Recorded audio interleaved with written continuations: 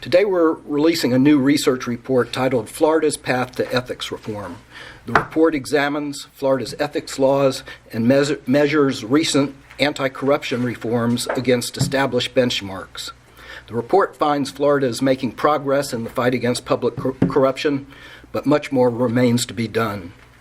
Ethics reforms that were passed in 2013 and 2014 represent the first significant attempt to update the state's ethics laws since the 1970s and since the 2012 publication of Integrity Florida's report titled Corruption Risk Report, Florida's Ethics Laws.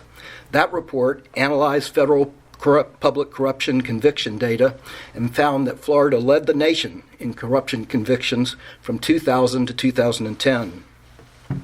There's good news and bad news in our new report. The good news is that Florida is no longer the national leader for the total number of federal public corruption convictions, according to the latest data available from the Department of Justice.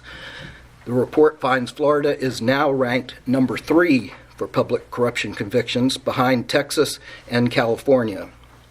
Florida had, over that 10-year period from 2003 to 2013, Florida had 622 public corruption convictions.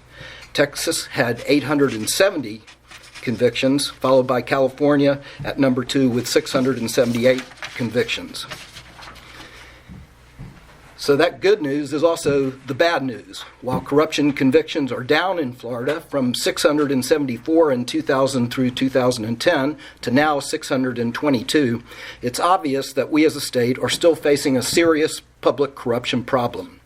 The bottom line is Florida has gone too long neglecting public corruption and ethical abuses, and its citizens have paid a real price for corrupt government practices that have cost taxpayer public funds and damaged the state's reputation. We've made progress, but much more needs to be done. The legislature will have the opportunity to act on more anti-corruption solutions in 2016.